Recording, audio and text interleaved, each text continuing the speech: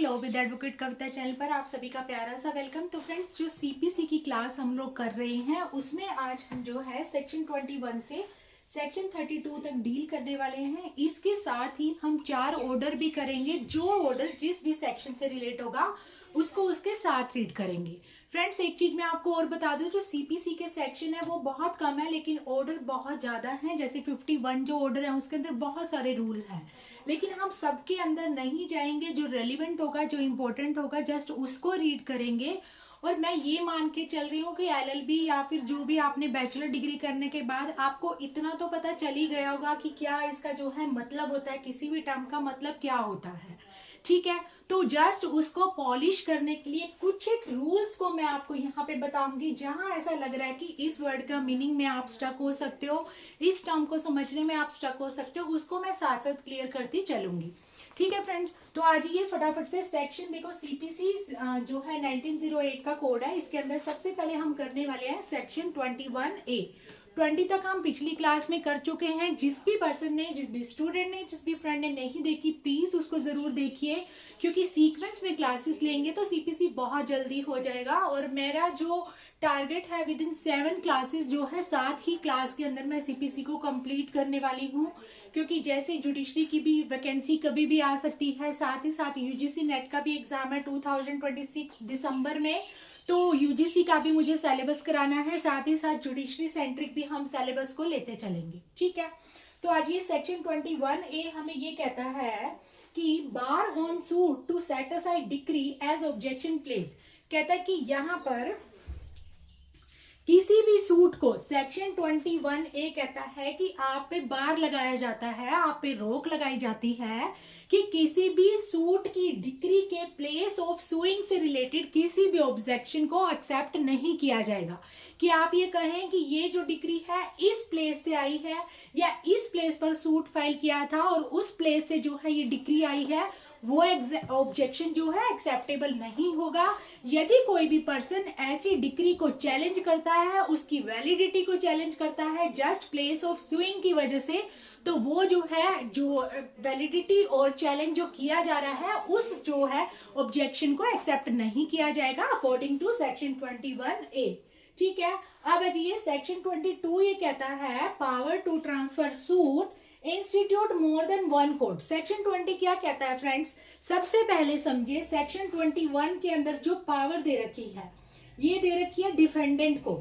Defendant को क्या power दे रखी है कि जब भी कोई भी सूट एक से ज्यादा कोर्ट में इंस्टीट्यूट किया गया है तो डिफेंडेंट चाहे तो अपनी मर्जी से किसी भी प्लेस पर उसको ट्रांसफर करा सकता है। कौन कह रहा है ये बात? सेक्शन 22 कि डिफेंडेंट के पास पावर है, जब भी उसको लग रहा है कि कोई भी सूट एक से ज्यादा कोर्ट पे इंस्टीट्यूट है, वो अपनी मर्जी से सूट को कहीं भी ट्रांसफर करा सकता है। लेकिन एक कंडीशन है, वो कंडीशन हम सेक्शन 23 में रीड करने वाले हैं कि सबसे पहले उसको क्या करना पड़ेगा कि उसको जो है, सबसे पहले जब आपको लग रहा है सेवरल कोर्ट है यहाँ पर, ठीक है, तो वहां पर डिफेंडेंट को एप्लीकेशन लगानी पड़ेगी कि मैं सूट को ट्रांसफर करना चाहता हूं। सेक्शन 23 क्या कहता है कि डिफेंडेंट को एप्लीकेशन लगानी पड़ेगी कि मैं इस सूट को जो है ट्रांसफर करना चाहता हूं। अब हमारे पास जो क्वेश्चन अराइज होता है फ्रेंड्स, वो ये कि कहाँ एप्लीकेशन लगेगी। तो फ्रेंड्स, यहाँ पर ना 3 बातें दे रखी हैं, बहुत ध्यान से समझना। जब आप इसको डायरेक्ट से पढ़ोगे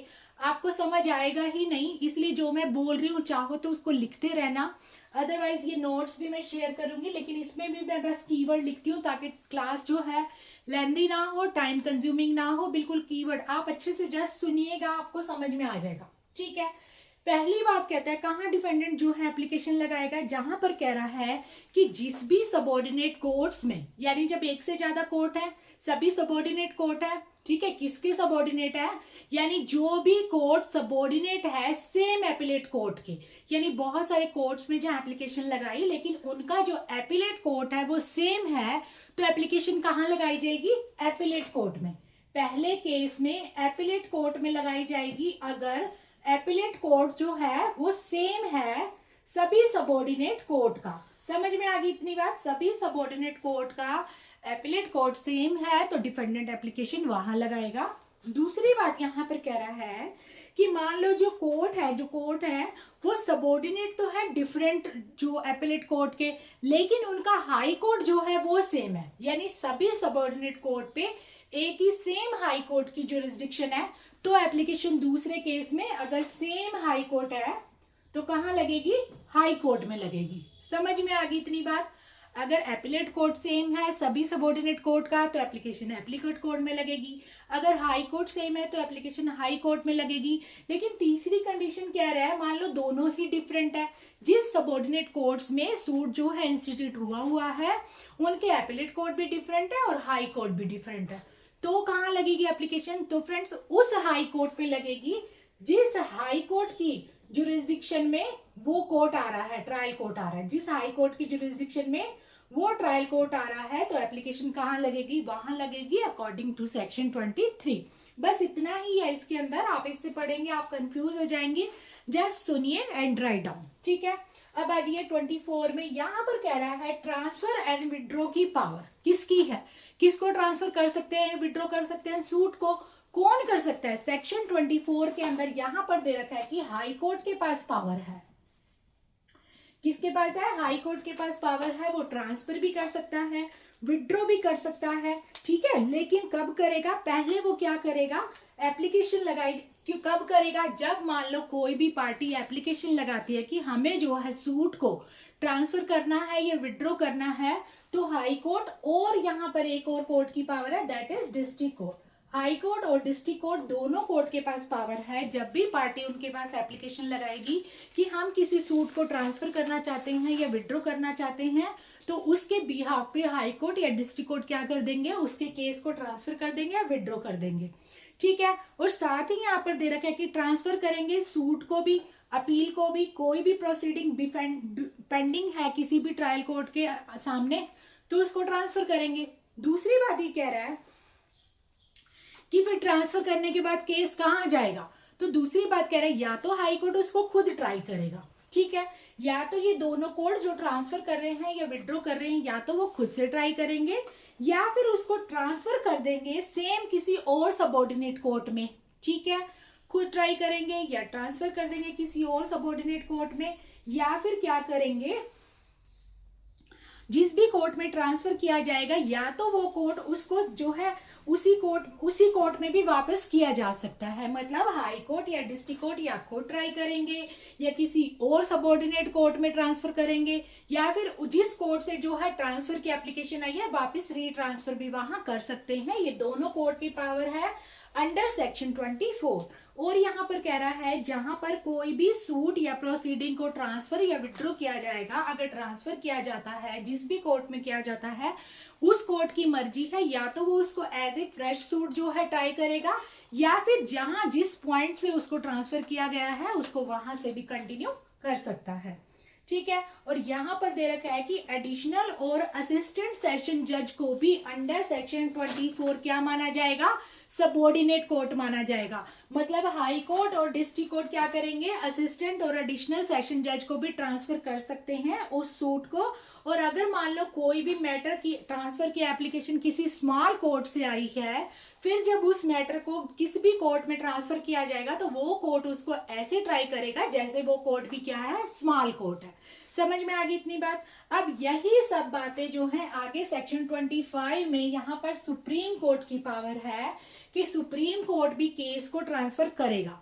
यहाँ पर हमने पढ़ा 24 में कि किसी पार्टी ने एप्लीकेशन लगाई किसी भी सूट को, प्रोसीडिंग को या पेंडिंग प्रोसीडिंग है उसकी ट्रांसफर या विड्रॉ की वो एप्लीकेशन लगाएगा, तो हाई कोर्ट और डिस्ट्रिक्ट कोर्ट उस एप्लीकेशन के अकॉर्डिंग अपनी पावर को जो है एक्सरसाइज करेंगे। सेक्शन 25 कहता है सुप्रीम कोर्ट के पास भी पावर है, वो भी ट्रांसफर कर सकता है केस को।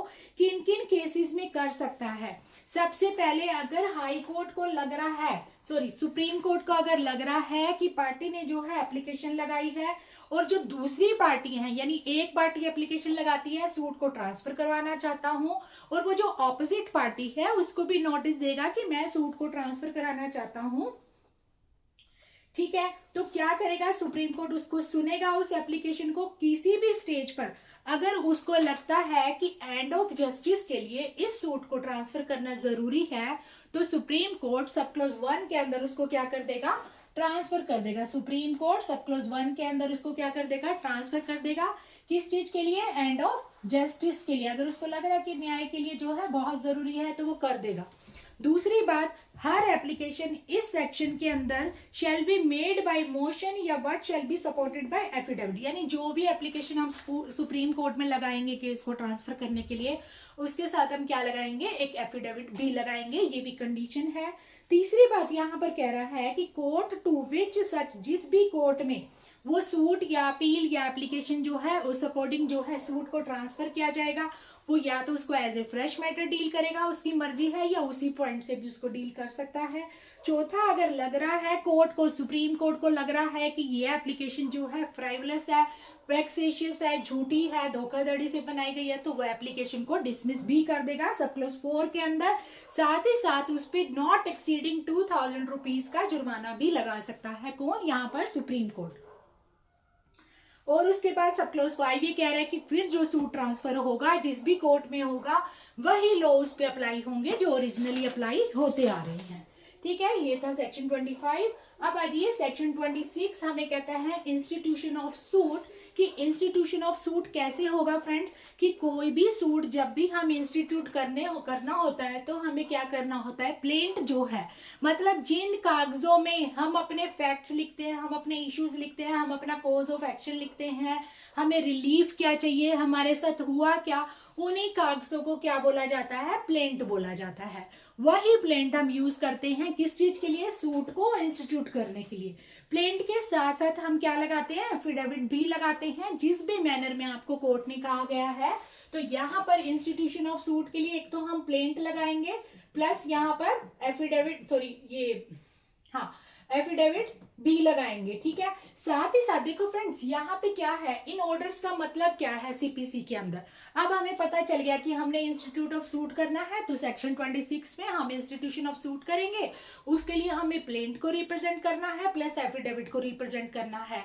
अब ऑर्डर का क्या रोल आया यहाँ पर, अब ये होते क्या है, प्लेंट क्या होता है या एफिडेविट क्या होता है, क्या इनका मैनर है, इसमें क्या लिखा जाएगा, किस प्रोसीजर से वो प्रेजेंट किया जाएगा, इसके लिए रूल बनाए गए हैं कि आपको ये करना है, लेकिन इन रूल्स को मद्देनजर रखते हुए करना है।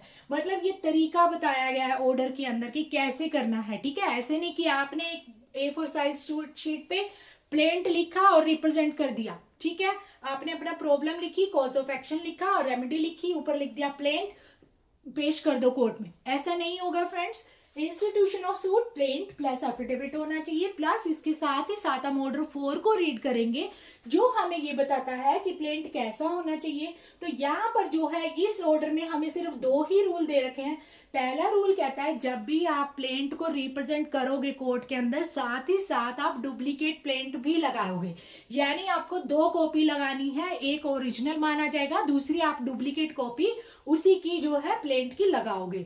दूसरी बात कह रहा है कि फिर आप प्लेंट को पहले रजिस्टर कराओगे।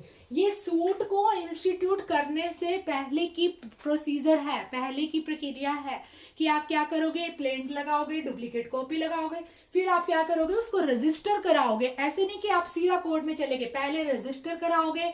आपको यहाँ पर इस रजिस्ट्रेशन के टाइम पे एंट्री नंबर भी मिलेगा कि किस नंबर पे आपका जो है सूट, किस डेट को, कौन से नंबर पे आपका सूट जो है इंस्टीट्यूट हुआ है।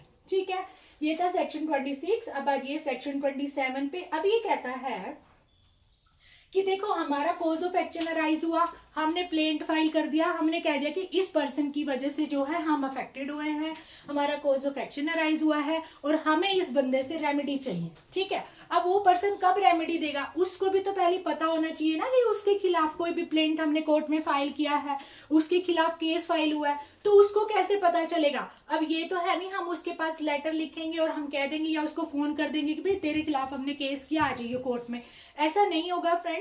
तो उसी के लिए उस पर्सन, सामने वाले पर्सन को, ऑपोजिट पार्टी को, डिफेंडेंट को जो है यहाँ पर रिस्पोंडेंट को इन्फॉर्म करने के लिए हम जो टर्म यूज करते हैं दैट इज समन। हम क्या करेंगे यहाँ पर, उस देखो जो सूट को फाइल करेगा that is plaintiff, second person क्या होगा जिसके अगेंस्ट होगा दैट इज डिफेंडेंट। यहाँ पर हम पिटिशनर और रिस्पोंडेंट भी समटाइम बोल सकते हैं, एप्लीकेंट और रिस्पोंडेंट भी होता है, सब अलग अलग केस में होता है। कब क्या होगा मैं आपको बताती चलूंगी। अभी के लिए फिलहाल हम प्लेंटिफ और डिफेंडेंट दो टर्म्स को समझ रहे हैं। जो प्लेंट को फाइल करेगा दैट इज प्लेंटिफ एंड जिसके अगेंस्ट होगा दैट इज डिफेंडेंट। सेक्शन 27 में हम डिफेंडेंट को सम्मन भेजेंगे। अब सम्मन क्या होता है? सम्मन का मतलब कि ये ऐसा कागज जिसके ऊपर लिखा होगा कि तूने इस तारीख को इस दिन मेरे साथ या तो ये कॉन्ट्रैक्ट किया था, एग्रीमेंट किया था, तूने पेमेंट देनी थी, गुड्स डिलीवर नहीं की, जो भी आपका कोर्स ऑफ एक्शन है आपको लिखेंगे। उसके बदले आपको रिलीफ क्या चाहिए वो भी लिखा जाएगा, किस कोर्ट में मैटर भेजा गया है, कौन विटनेस है, सब चीजें आप उस पेपर पर लिख के वो कहाँ जाएगी, इस पर्सन के पास इंफॉर्मेशन जाएगी।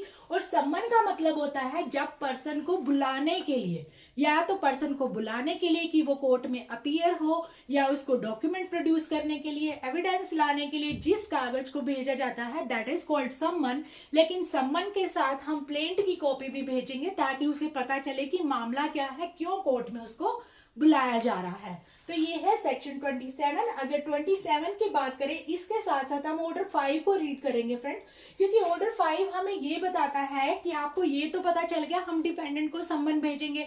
अब सम्मन भेजेंगे कैसे, कैसे इशू करेंगे सम्मन को, क्या प्रोसेस होगी, क्या खुद जाके दे के आ सकते हैं, ठीक है, या फिर फोन पे कह दोगे उसको कि मैंने वहां एक कागज रखा है तो उठा ले, ऐसा नहीं होगा फ्रेंड्स। प्रॉपर प्रोसीजर इसके लिए फॉलो किया जाएगा। जो सेक्शन 1 to 8 है ये हमें बताते हैं यहाँ पर कि इशू ऑफ सम्मन कैसे होगा, मतलब सम्मन कैसे भेजा जाएगा। रूल 1 to 8 आप इसको रीड कीजिएगा, बिल्कुल इजी है रीड करने का वे मैं आपको बता रही हूँ वैसे ही कीजिएगा, ज्यादा उसमें जो है डिटेल में जाने की जरूरत नहीं है। देखिए जैसे सबसे पहले रूल 1 आपको बताएगा सम्मन क्या होता है, 1 से 8 में आपको समझा रही हूँ, आगे वाले आप खुद रीड कीजिएगा। पहले जैसे इसने बताया कि भी सम्मन क्या होता है वो बताएगा। दूसरा रूल बताता है कि इसके साथ प्लेंट भी लगाओ, मैंने आपको पहले ही बता दिया, यानी रूल 2 ऑलरेडी हम कर चुके हैं। तीसरा इसने बताया कि कोर्ट ऑर्डर देगा डिफेंडेंट को और प्लेंटिफ को अपीयर इन पर्सन।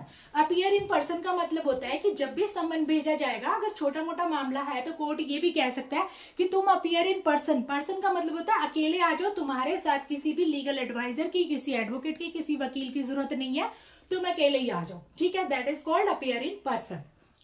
फिर यहाँ पर चौथा यहाँ पर कह रहा है कि लेकिन अपीयर इन पर्सन तभी बुलाया जाएगा अगर वो पर्सन उसी कोर्ट की जुरिस्डिक्शन में रहता होगा, मतलब उसी लिमिट में रहता होगा, कोर्ट के आसपास रहता है या उसी शहर में रहता है। अब पर्सन बाहर से रह रहा, हो सकता है उसका फोन पे ही काम हो जाए, वो अपना एडवोकेट अपॉइंट करेगा, फोन पे किसी एडवोकेट को बोलेगा कि मेरी तरफ से अपीयर हो जाओ, तो वहां पर उसको इन पर्सन आने की जरूरत नहीं है, ठीक है। अब यहाँ पर देखो फिफ्थ रूल यहाँ पर कह रहा है कि या तो आप सम्मन किस लिए दिया जाएगा, एक तो उसको कहेंगे अपीयर होने के लिए कोर्ट।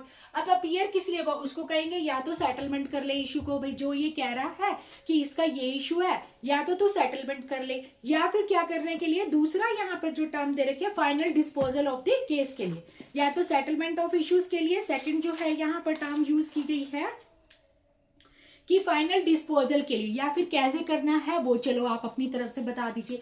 तो फ्रेंड्स इस तरीके से ना बिल्कुल सिंपल रूल है। जब सीपीसी पढ़ती थी, कोई भी कॉम्पिटिटिव एग्जाम की तैयारी करती थी, या जब हम जो है नए नए एलएलबी पास आउट होते हैं, तो हमें बहुत ज्यादा जो है डर सा लगता है कि कैसे इतने ऑर्डर्स होंगे, कैसे होंगे, लेकिन अब जाके समझ में आया इनमें कुछ भी नहीं होता। आप ऐसे पढ़िए ही मत, ऑर्डर 5 रूल 1 ऐसे पढ़िए ही मत, सिंपल आप हेडिंग पढ़िए। ऑर्डर 5 बताता है सम्मन का प्रोसीजर।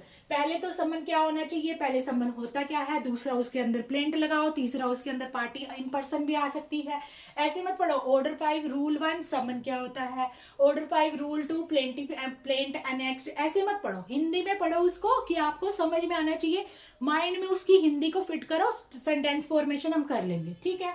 क्योंकि यहाँ तक एलएलबी पास आउट होने के बाद हमने डबल ग्रेजुएशन हमारी हो जाती है, इतना तो हमें हो ही जाता है कि हम सेंटेंस को फॉर्म जो है कैसे करें। सेंटेंस फॉर्मेशन पे कमांड बनाइए, बस सब कुछ ईजी है, ठीक है। तो 1 to 8 मैंने आपको बता दिया किस प्रोसीजर से रिलेटेड है। उसके बाद जो सेक्शन 9 to 30 है ना फ्रेंड, इसमें हमें ये बताया गया है कि जो सर्विस होगी वो एक तो कैसे होगी, मतलब किस मोड से होगी, या तो बाय पोस्ट होगी या फिर बाय ईमेल होगी, ठीक है, या फिर कोई जो है कई बार क्या होता है प्लेंटिफ जो है खुद भी रूल 9 नहीं कहता है। देखो कुछ कुछ जो इंपॉर्टेंट है उसको मैंने अलग से लिखा है।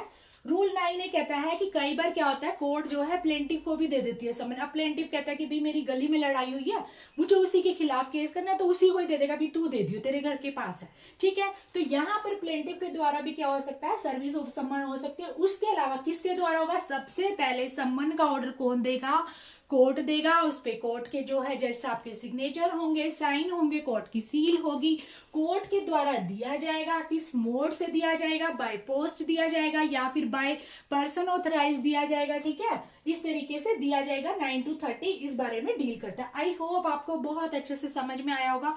कोई रॉकेट साइन नहीं है फ्रेंड्स। अगर आप नए नए LLB पास आउट हो तो डर लगना जायज है, अगर लगता है तो। लेकिन अब जो है स्टूडेंट बहुत ज्यादा स्मार्ट हो गए हैं, शायद ये भी ऐसा फोबिया भी नहीं होगा कि ऑर्डर क्या है। सिर्फ आप उसको एक बार रीड आउट कीजिए, कोई भी डाउट है टेलीग्राम पर डायरेक्ट मैसेज कीजिए, मैं उसी टाइम पे आपके मैसेज का आंसर करूंगी।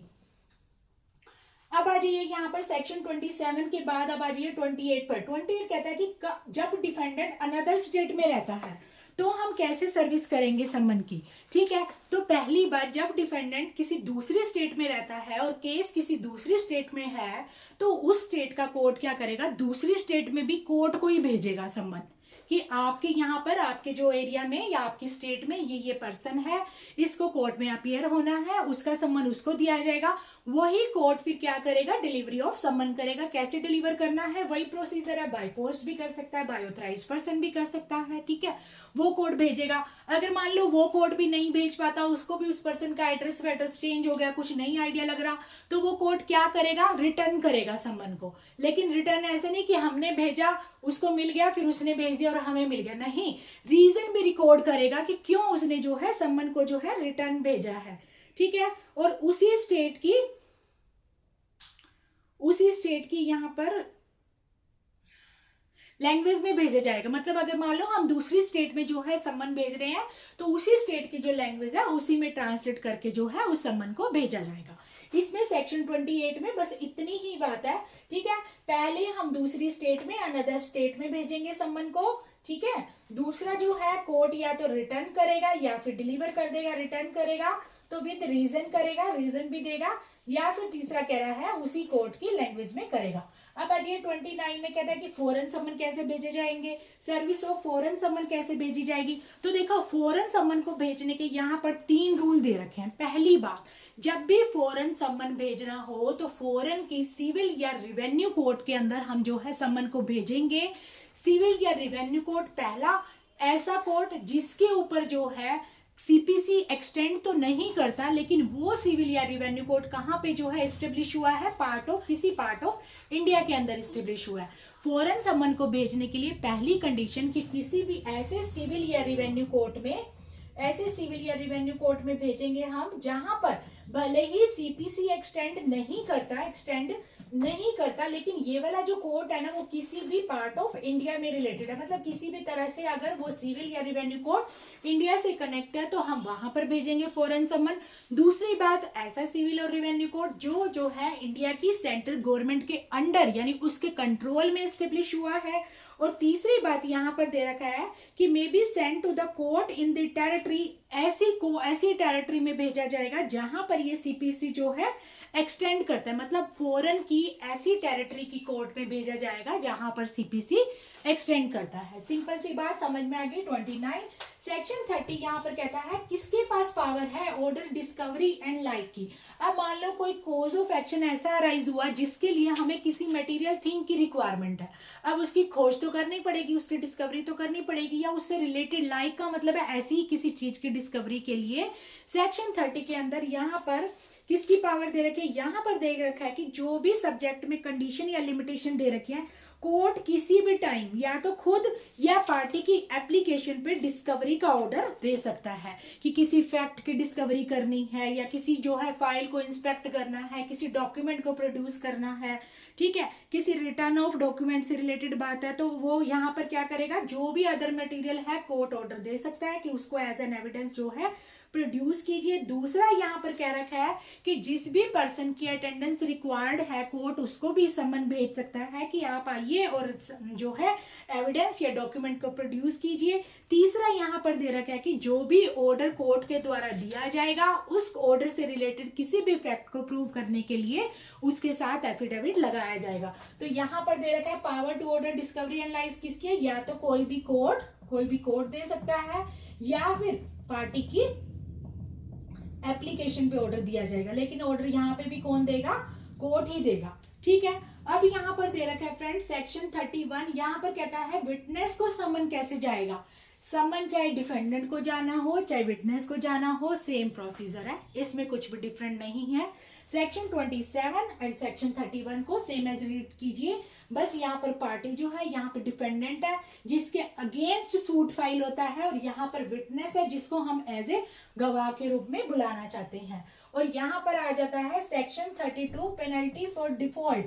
अब किस चीज का डिफॉल्ट है, किस चीज की धोखाधड़ी होगी और सजा दी जाएगी।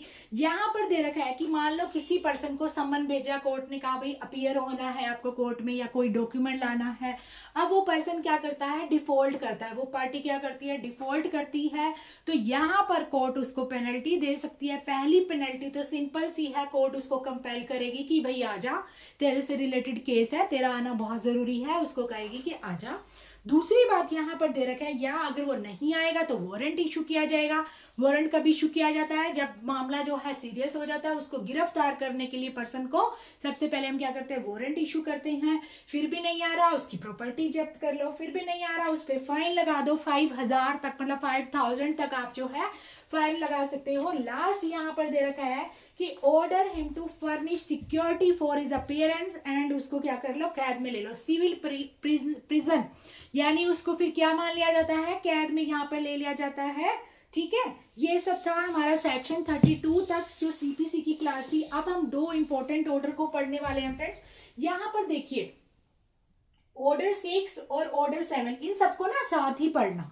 ठीक है, देखो जो भी पर्सन क्लास ले रहा है इसी तरीके से पढ़ोगे, समझ में आ जाएगा। कई बार ऐसे होता है जब हम 2-3 एजुकेटर की क्लास ले रहे होते हैं, हम क्या करते हैं, समझने की बजाय हम कंपैरिजन करने लग जाते हैं कि कौन सा टीचर कैसे पढ़ा रहा है, उसने ऐसे पढ़ाया, इसने ऐसे पढ़ाया। मैंने बहुत स्ट्रगल किया, बहुत सारे जुडिशरी एग्जाम भी दिए हैं, और अब जो है अपने एक्सपीरियंस से क्या चीजें जो है स्टूडेंट सेंट्रिक हो सकती हैं। ठीक है, तो उस अकॉर्डिंग मैं अपनी क्लास को यहाँ पर जो है फ्रेम करती हूँ, जिसमें मैंने पहले बोर्ड नोट्स बना दिए ताकि हमारी क्लास लेंदी ना हो, टाइम कंज्यूमिंग ना हो। कीवर्ड्स ऐसे लिख दिए जो रेलिवेंट है, जिसको देखते ही समझ में आ जाएगा कि ये पूरा सेक्शन किस बारे में है। ऑर्डर 4 हमें बताता है सूट को इंस्टीट्यूट करने का प्रोसीजर। ऑर्डर 5 हमें बताता है जैसे ही सूट इंस्टीट्यूट होगा डिफेंडेंट को सम्मन दिया जाएगा, इन्फॉर्म दिया जाएगा उसको कि भाई अपीयर होने के लिए या फिर अपने बारे में जो भी है अपने स्टेटमेंट दीजिए, क्या कहना है आपका इस बारे में, सिंपल लैंग्वेज में अगर आपको समझाने करूं।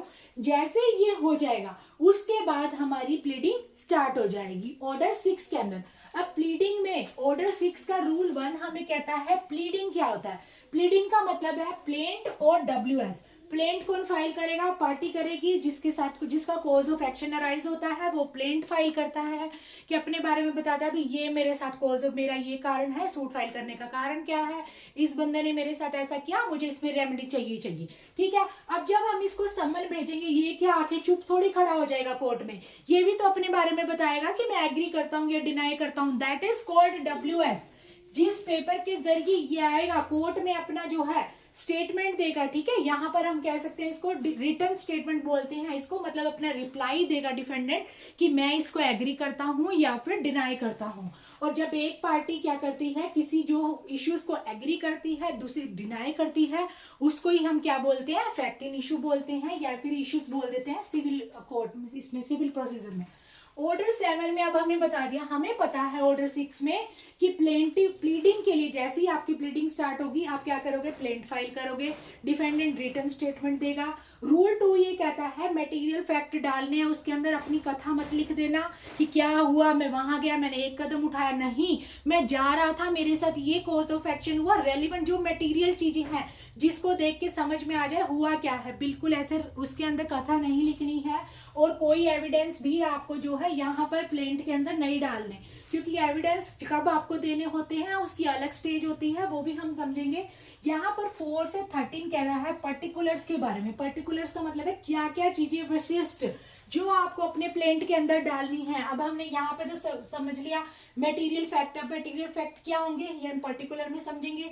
वेरीफाई किया जाएगा। देखो जब हम एडवोकेट के पास जाते हैं हम कहते हैं कि मेरा ये कोर्स ऑफ एक्शन है, मैं सूट फाइल करना चाहता हूँ, ठीक है। अब एडवोकेट क्या करेगा, उस प्लेंट को जो है यहाँ पर फ्रेम करेगा, मतलब जो रेडी करेगा उस प्लीडिंग को या फिर जो भी ड्राफ्टिंग करेगा उस सूट की, तो क्या करेगा उसके बाद जो पार्टी होगी ना उससे वेरीफाई कराया जाएगा।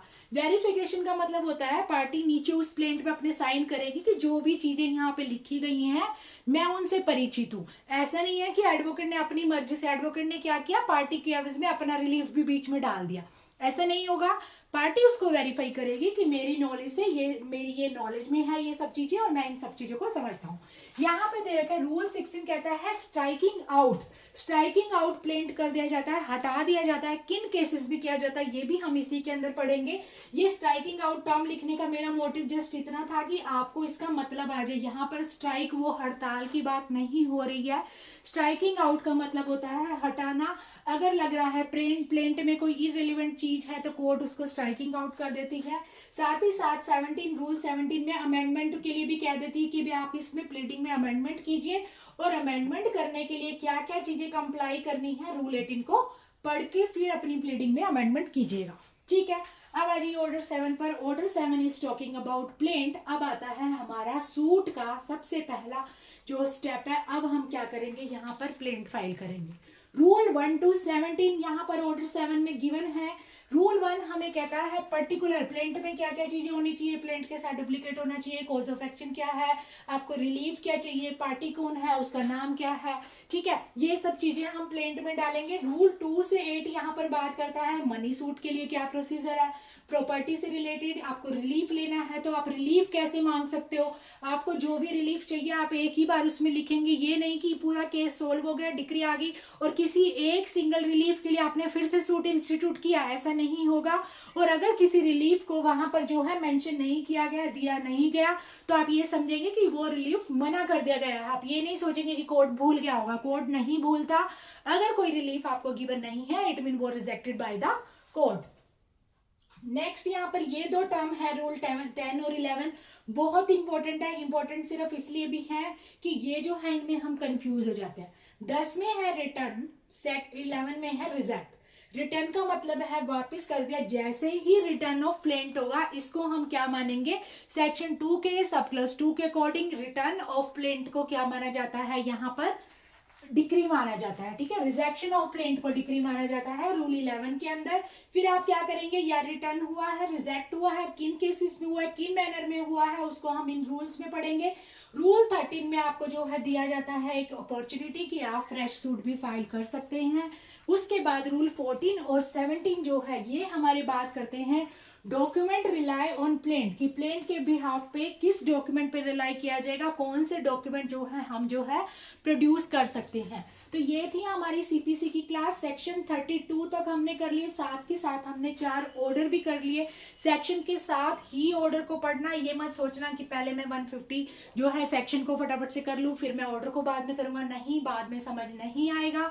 सेक्शन के साथ ऑर्डर को भी पढ़ते जाइए और अपनी तैयारी को बहुत अच्छे से करते जाइए, क्योंकि कंपटीशन इस बार जुडिशरी का बहुत ज्यादा हाई होने वाला है। सभी एक बार के लिए जो 6 मंथ का टाइम, जो मतलब ये जो थोड़ा सा टाइम मिला, ट्रांजिशन पीरियड मिला है, इस दौरान सभी सोचेंगे एक बार अपने आप को लास्ट पर आजमा लिया जाए। तो मिलते हैं नेक्स्ट वीडियो में, बाय बाय, थैंक यू।